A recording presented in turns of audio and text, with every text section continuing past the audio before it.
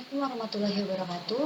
Sebelumnya perkenalkan, nama saya Nazila Nisa dengan nomor induk mahasiswa 632400518 dari kelas 631B04 Prodi Akuntansi. Di sini saya akan menjelaskan tentang filsafat Pancasila atau Pancasila sebagai filsafat negara Indonesia. Sebelumnya filsafat itu secara etimologis berasal dari bahasa Yunani yang yaitu philos atau philein yang berarti cinta atau teman, dan sophos atau sophia yang artinya kebijaksanaan. Jadi secara sederhana, filsafat ini bisa diartikan sebagai cinta kepada kebijaksanaan atau teman kebijaksanaan.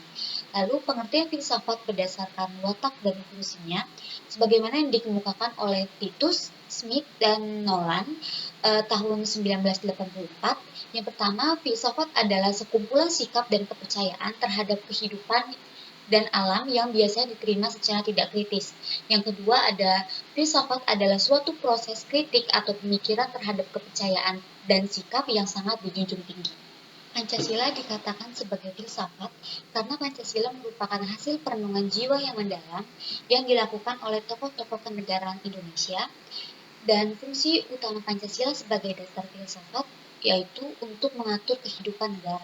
Selain itu, Pancasila adalah dasar politik yang mengatur dan mengarahkan segala kegiatan yang berkaitan dengan hidup kenegaraan, seperti perundang-undangan, pemerintahan, perekonomian nasional, dan lain-lain.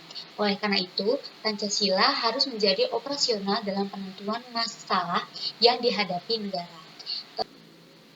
Menurut sastra Prateja, makna filsafat Pancasila adalah sebagai satu, agar dapat diberikan pertanggungjawaban rasional dan mendasar mengenai sila-sila dalam Pancasila sebagai prinsip-prinsip politik. Yang kedua, agar dapat dijabarkan lebih lanjut sehingga menjadi operasional dalam bidang-bidang yang menyangkut hidup bernegara.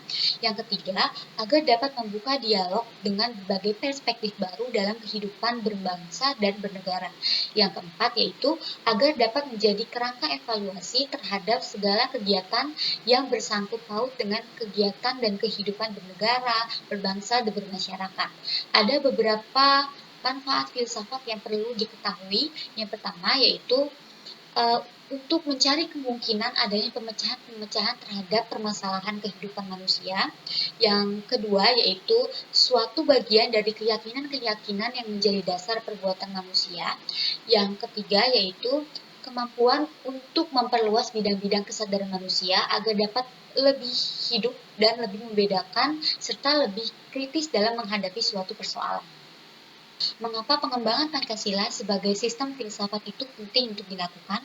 Yang pertama, meletakkan Pancasila sebagai sistem filsafat dapat memulihkan harga diri bangsa Indonesia sebagai bangsa yang merdeka dalam politik, yuridis, dan juga merdeka dalam mengemukakan ide-ide pemikirannya untuk kemajuan bangsa baik secara material maupun spiritual. Yang kedua, budaya Indonesia sendiri sehingga mampu dapat menghadapi berbagai ideologi dunia. Yang ketiga yaitu Pancasila sebagai sistem filsafat dapat menjadi dasar pijakan untuk menghadapi tantangan globalisasi yang dapat melunturkan semangat kebangsaan dan melemahkan sendi-sendi perekonomian yang berorientasi pada kesejahteraan rakyat banyak. Terima kasih.